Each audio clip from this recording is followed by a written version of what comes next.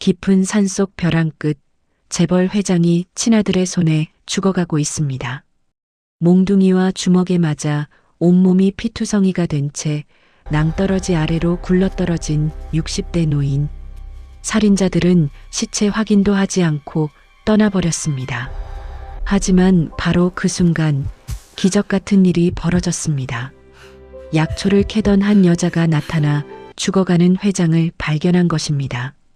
과거 간호사였던 그녀는 목숨을 걸고 회장을 살려내기 시작합니다. 하지만 살인범들이 다시 돌아왔습니다. 이번엔 시체를 확인하러 온 겁니다. 그날부터 두 사람의 생존을 건 처절한 도주가 시작되었습니다. 산속 동굴을 전전하며 추격자들을 피하고 목숨을 걸고 증거를 모아 진실을 세상에 알리는 과정. 탐욕의 눈먼 아들과 친척들의 끊임없는 음모 속에서도 두 사람은 결국 승리합니다. 그리고 마침내 회장은 자신을 살려준 이 여인에게 놀라운 제안을 합니다. 혈연을 넘어선 진정한 가족의 탄생. 지금부터 그 감동적인 이야기가 시작됩니다. 이야기 시작 전에 구독과 좋아요 해주시면 더 흥미진진한 이야기로 찾아뵙겠습니다. 깊은 산속 벼랑 끝 차가운 바람이 몰아치는 한밤중입니다. 재벌 그룹 태산 회장 강태주는 온몸에 피를 흘리며 쓰러져 있습니다. 바로 몇 시간 전까지만 해도 그는 수백억대 기업을 이끄는 성공한 사업가였습니다. 하지만 지금 그의 곁에는 아무도 없습니다. 아니, 정확히는 그를 죽이려는 사람들만 남아있을 뿐입니다. 오늘 저녁 회장은 아들 강민호에게 속아 이곳까지 왔습니다. 긴급한 비밀 회동이 있다는 거짓말에 넘어간 것입니다. 차에서 내리자마자 여러 명의 남자들이 달려들었습니다. 평소 믿고 따르던 조카와 사촌 동생들도 그 무리 속에 있었습니다. 회장은 믿을 수 없다는 표정으로 아들을 바라봤습니다. 아버지, 너무 오래 사셨어요. 이제 당신 시대는 끝났습니다. 강민호의 차갑게 식은 목소리가 밤 공기를 가릅니다. 회장은 필사적으로 저항했지만 수정 열쇠를 이길 수 없었습니다. 몽둥이와 주먹이 그의 몸을 무차비하게 가격했습니다. 의식이 흐려지는 순간 회장은 낭떠러지 아래로 밀려 떨어졌습니다. 얼마나 시간이 흘렀을까요? 희미한 의식 속에서 회장은 누군가의 목소리를 듣습니다. 따뜻하고 다급한 여성의 목소리입니다. 임정희는 오늘도 약초를 캐러 산에 올랐다가 피투성이가 된 남자를 발견했습니다. 과거 10년 동안 병원에서 일했던 간호사 경력이 즉시 발동됩니다. 그녀는 재빨리 남자의 맥박을 확인하고 숨을 쉬고 있다는 것을 확인합니다. 살아계세요. 제가 도와드릴게요. 임정희는 자신의 옷을 찢어 지혈을 시작합니다. 하지만 그때 멀지 않은 곳에서 인기척이 들립니다. 시체를 확인해야 해. 회장이 살아있으면 우리 모두 끝장이야. 남자들의 목소리가 점점 가까워집니다. 임정희는 순간적으로 판단합니다. 이 사람을 노리는 누군가가 있다는 것을, 그리고 이 사람이 지금 당장 숨어야 한다는 것을. 그녀는 재빨리 주변의 낙엽과 나뭇가지를 끌어모아 회장의 몸을 덮습니다. 자신이 캐둔 약초 더미도 그 위에 쌓아 올립니다. 그리고 자신은 아무렇지 않은 척 약초를 캐는 척 연기를 시작합니다. 손전등 불빛이 그녀를 비춥니다. 여기서 뭐 하는 거요? 거친 목소리가 묻습니다. 약초를 캐고 있어요. 보시다시피요. 임정희는 태연하게 대답하며 손에 든 약초를 보여줍니다. 남자들은 주변을 샅샅이 뒤지지만 약초 더미 아래 숨은 회장을 발견하지 못합니다. 어둠이 그들의 시야를 가려준 것입니다. 결국 남자들은 혀를 차며 다른 곳으로 향합니다. 한참을 기다린 후 임정희는 조심스럽게 낙엽을 걷어냅니다. 회장은 여전히 의식이 없지만 숨은 쉬고 있습니다. 그녀는 결심합니다. 이 사람을 살려야 한다고. 작지만 따뜻한 자신의 오두막으로 이 사람을 데려가야 한다고. 임정희는 자신보다 훨씬 큰 남자를 온 힘을 다해 끌어올립니다. 한 걸음 한 걸음 산길을 내려가며 그녀는 생각합니다. 이 사람은 누구일까? 왜 누군가 이 사람을 죽이려 했을까? 하지만 지금은 그런 것이 중요하지 않습니다. 한 사람의 생명이 자신의 손에 달려 있다는 것. 그것만이 중요할 뿐입니다. 밤이 깊어가고 오두막에 작은 불빛이 보이기 시작합니다. 새벽녘 오두막 안에서 회장이 신음소리를 냅니다. 임정희는 밤새 그의 곁을 지키며 상처를 치료했습니다. 다행히 생명에는 지장이 없지만 갈비뼈가 부러졌고 온몸에 타박상이 심합니다. 회장은 천천히 눈을 뜹니다. 낯선 천장, 낯선 여인의 얼굴이 보입니다. 저는 임정희라고 합니다. 산에서 쓰러져 계신 걸 발견했어요. 그녀의 부드러운 목소리에 회장은 어젯밤의 기억이 떠오릅니다. 아들의 배신, 친척들의 폭행, 그리고 죽음 직전의 순간들. 눈물이 저절로 흐릅니다. 제 아들이 저를 죽이려 했습니다. 회장의 목소리는 떨립니다.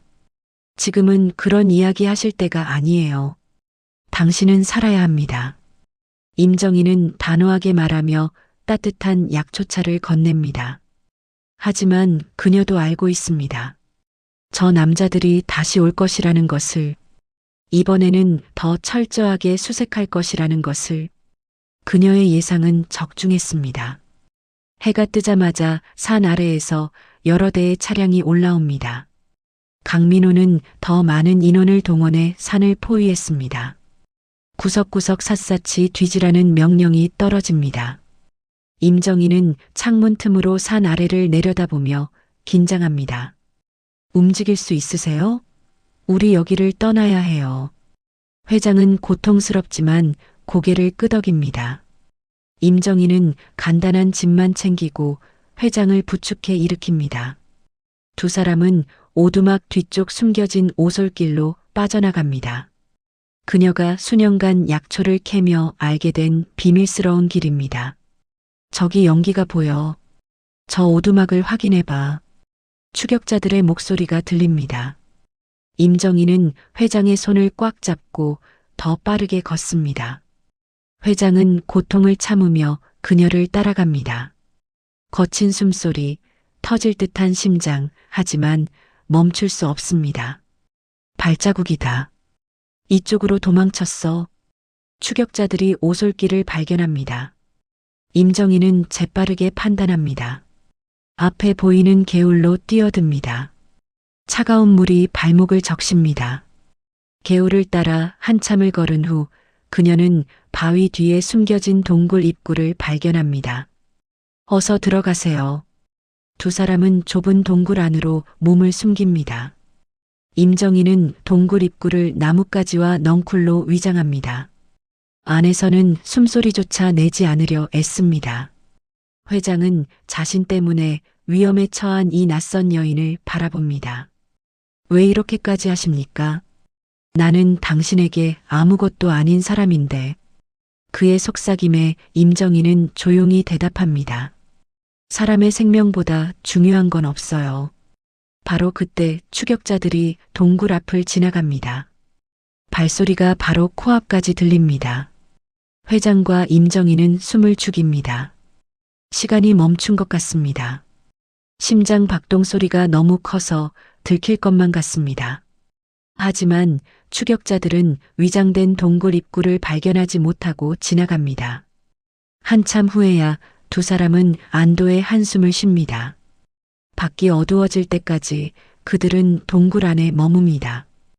회장은 자신의 이야기를 천천히 꺼냅니다. 30년 동안 일궈온 사업, 그리고 그 모든 것을 빼앗으려는 아들과 친척들의 탐욕. 임정희도 자신의 과거를 이야기합니다.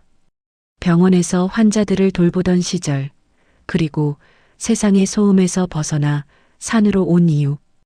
둘 사이에 묘한 동질감이 생깁니다. 상처받은 두 영혼이 우연히 만나 서로의 아픔을 이해하는 순간입니다.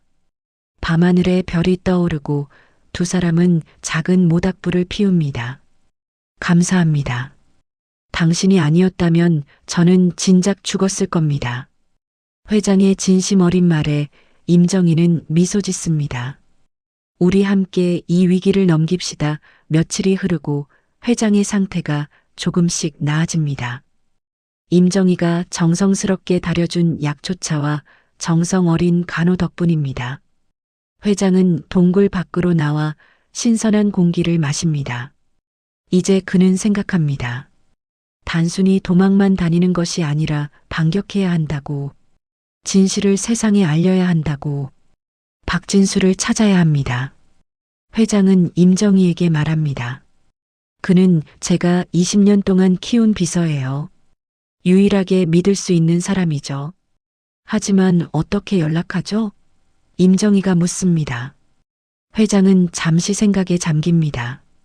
우리만 아는 암호가 있어요. 공중전화로 메시지를 남기면 그가 알아들을 겁니다.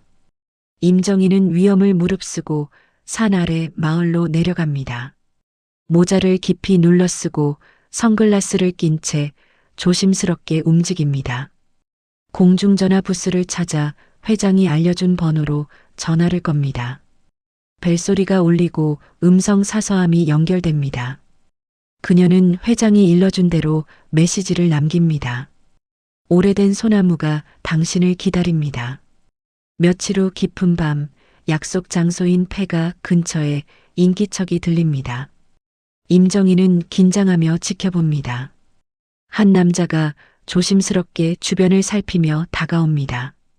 회장은 그를 알아보고 나무 뒤에서 걸어 나옵니다. 박 씨, 회장의 목소리에 박진수는 얼어붙습니다. 회장님, 정말 회장님이십니까? 박진수는 믿을 수 없다는 표정으로 회장에게 달려갑니다. 무릎을 꿇고 눈물을 흘립니다. 살아계셨군요. 모두가 회장님이 돌아가셨다고. 회장은 그를 일으켜 세웁니다. 내가 살아있다는 것을 아무도 알아서는 안 돼. 특히 민호에게는. 박진수는 품에서 작은 USB를 꺼냅니다. 회장님을 잃고 나서 제가 모든 증거를 수집했습니다. 강민호 도련님과 친척분들의 비리 내역, 횡령 증거, 그리고 그날 밤 녹음된 대화 파일까지 모두 여기 있습니다. 회장은 떨리는 손으로 USB를 받아듭니다. 이것을 언론에 공개해야 합니다. 하지만 신중해야 해요. 임정희가 조심스럽게 말합니다. 박진수는 고개를 끄덕입니다. 제가 아는 기자가 있습니다. 믿을 만한 사람이에요. 하지만 시간이 필요합니다. 최소 일주일은 있어야 모든 준비를 마칠 수 있어요. 그동안 회사에서는 어떻게 하실 겁니까? 회장이 묻습니다. 제가 강민호 도련님을 계속 속이겠습니다. 회장님의 유산 정리를 핑계로 시간을 끌겠습니다. 박진수는 결연한 표정을 짓습니다. 회장은 그의 어깨를 두드립니다. 고맙네. 자네만 믿겠네. 박진수가 돌아간 후 회장과 임정희는 동굴로 돌아옵니다. 이제 일주일만 버티면 됩니다. 하지만 두 사람은 알고 있습니다.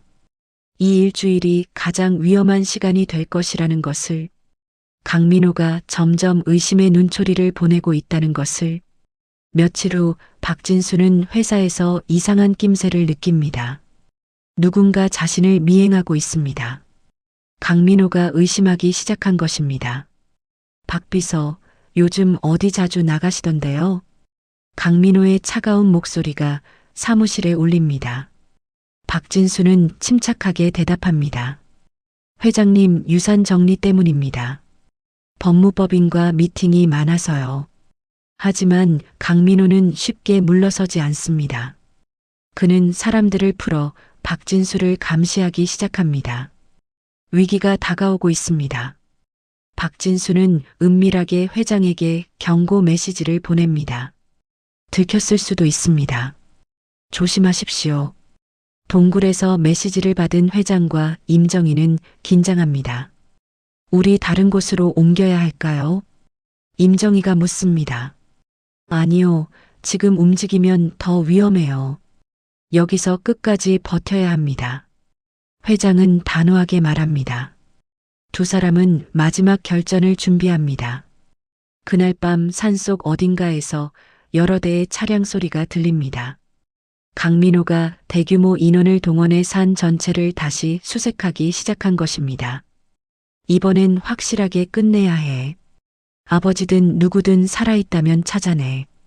강민호의 명령이 어둠 속에 퍼집니다. 마지막 대결의 시간이 다가오고 있습니다. 산속은 수십 개의 손전등 불빛으로 환해집니다. 강민호의 부하들이 조직적으로 움직이며 모든 곳을 뒤지기 시작합니다. 동굴 안에서 회장과 임정희는 숨을 죽입니다. 하지만 이번에는 다릅니다. 그들에게는 계획이 있습니다. 박진수가 미리 설치해둔 숨겨진 녹음 장치들이 작동하고 있습니다. 저 동굴을 확인해봐. 추격자 중 한 명이 소리칩니다. 발소리가 점점 가까워집니다. 바로 그 순간 회장의 휴대전화에 문자가 옵니다. 박진수로부터입니다. 준비 완료. 신호만 주십시오. 회장은 임정희를 바라봅니다. 그녀도 고개를 끄덕입니다. 이제 때가 왔습니다. 회장이 답장을 보내는 순간 전국의 모든 방송사에서 긴급 뉴스 속보가 터집니다. 태산그룹 회장 살해 기도 사건의 충격적인 진실이 공개되는 것입니다.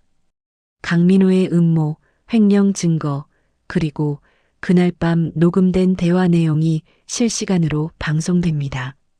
아버지, 너무 오래 사셨어요. 강민호의 목소리가 전국에 울려 퍼집니다. 본사에 있던 강민호의 얼굴이 새하얗게 변합니다. 급히 틀어놓은 뉴스에서는 자신의 범죄 증거가 낱낱이 폭로되고 있습니다. 불가능해. 아버지는 죽었는데. 그가 중얼거리는 순간 사무실 문이 열리고 경찰들이 들이닥칩니다. 강민호 씨 살인 미수와 횡령 혐의로 긴급 체포합니다. 산속에서 수색하던 부하들도 일제히 휴대전화를 확인하고 당황합니다. 뉴스를 본 그들은 서로를 바라보며 어찌할 바를 모릅니다. 바로 그때 경찰 사이렌 소리가 산 아래에서 들려옵니다. 수십 대의 경찰차가 산을 포위합니다. 모두 손들고 나오십시오. 확성기에서 경찰의 목소리가 울립니다. 동굴 안에서 회장과 임정희는 서로를 바라보며 안도의 한숨을 쉽니다. 끝났습니다. 정말 끝났어요. 임정희의 눈에 눈물이 맺힙니다. 회장도 그녀의 손을 꽉 잡습니다. 당신 덕분입니다. 당신이 아니었다면 저는 진실을 밝힐 기회조차 없었을 거예요. 두 사람은 천천히 동굴 밖으로 걸어 나옵니다. 경찰들이 다가오고 회장은 자신의 신분을 밝힙니다. 저는 태산그룹 회장 강태준입니다. 경찰들은 놀라움을 감추지 못합니다. 뉴스를 통해 이미 모든 상황을 파악한 그들은 회장을 보호하며 산 아래로 안내합니다. 병원으로 옮겨진 회장은 정밀 검진을 받습니다. 다행히 생명에는 지장이 없다는 진단이 나옵니다. 병실 밖에는 수십 명의 기자들이 몰려들었습니다. 회장은 간단한 기자회견을 열기로 합니다. 휠체어에 앉은 채로 그는 카메라 앞에 섭니다. 저는 제 친아들에게 죽을 뻔했습니다. 하지만 한 분의 도움으로 기적적으로 살아났습니다. 회장은 옆에 서 있는 임정희를 바라봅니다.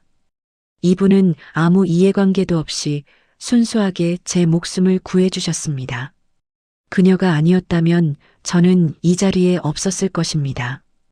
카메라 플래시가 터지고 기자들의 질문이 쏟아집니다. 하지만 회장은 더 이상 대답하지 않습니다. 이미 모든 증거가 공개되었고 법이 판단할 것이기 때문입니다. 그는 다만 한 가지만 덧붙입니다.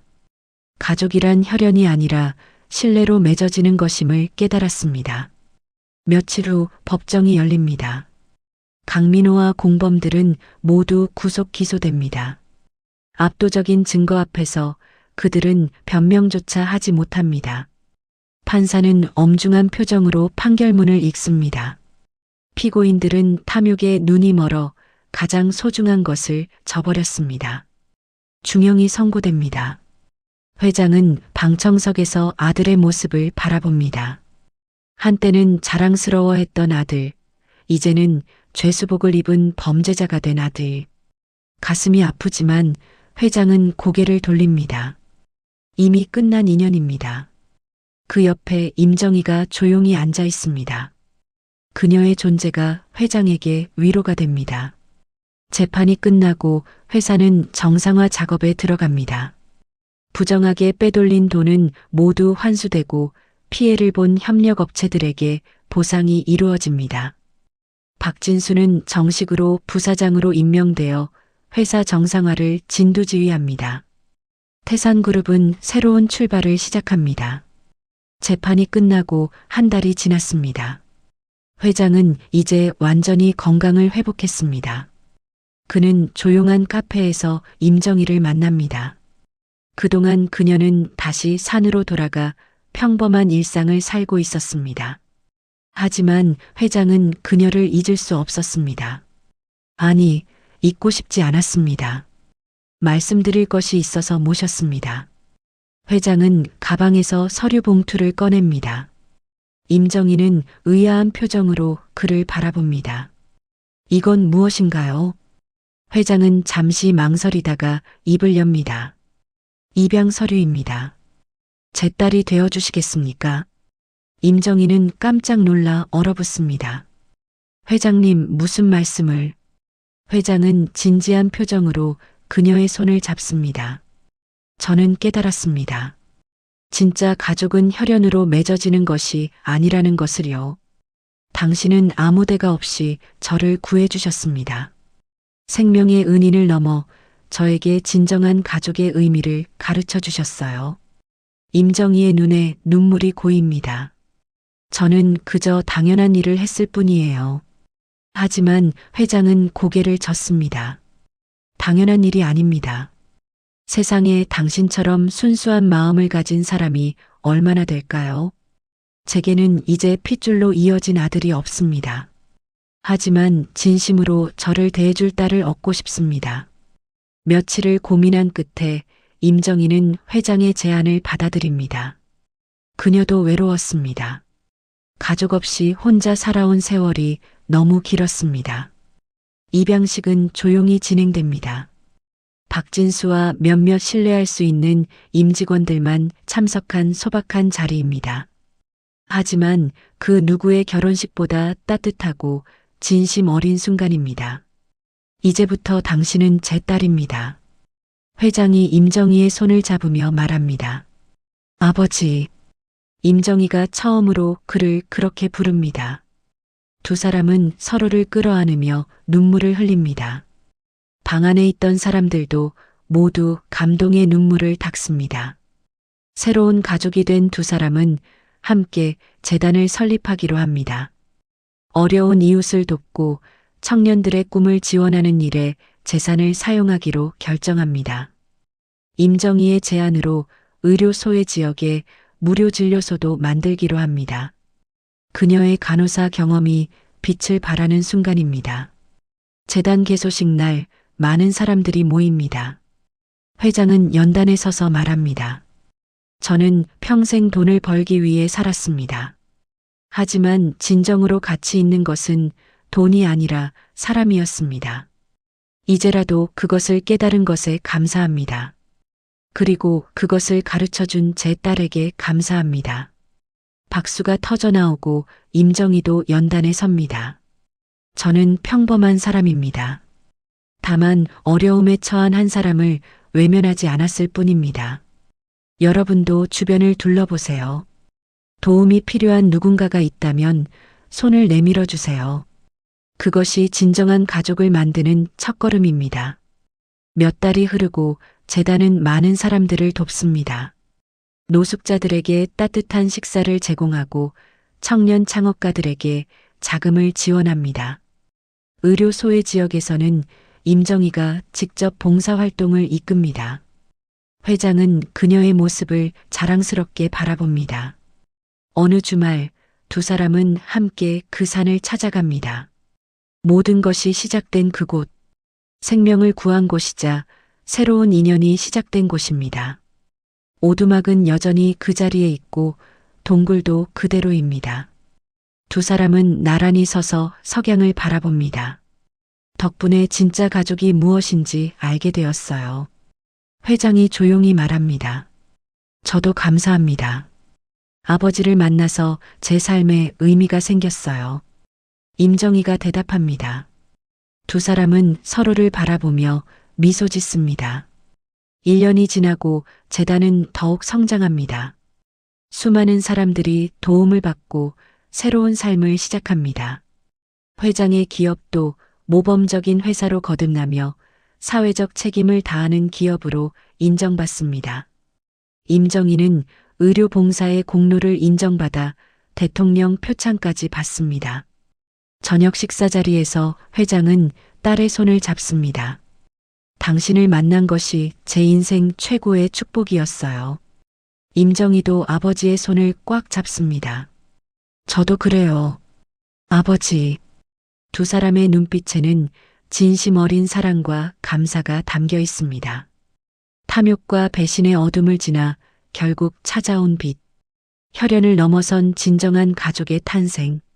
선한 의지가 만들어낸 기적. 강태준 회장과 임정희의 이야기는 많은 이들에게 희망의 메시지가 됩니다. 진정한 가족은 피가 아니라 마음으로 맺어진다는 것을, 그리고 한 사람의 선한 선택이 세상을 바꿀 수 있다는 것을. 두 사람은 오늘도 함께 더 나은 세상을 만들기 위해 노력합니다. 여러분, 오늘 이야기는 여기까지입니다. 진정한 가족은 피가 아니라 마음으로 맺어진다는 것을 다시 한번 생각하게 되는 이야기였습니다. 오늘 영상이 마음에 드셨다면 구독과 좋아요 꼭 부탁드립니다. 그리고 알림 설정까지 해두시면 새로운 이야기를 가장 먼저 만나보실 수 있습니다. 다음에도 더 감동적이고 흥미진진한 이야기로 찾아뵙겠습니다. 오늘도 건강하시고 행복한 하루 보내세요. 감사합니다.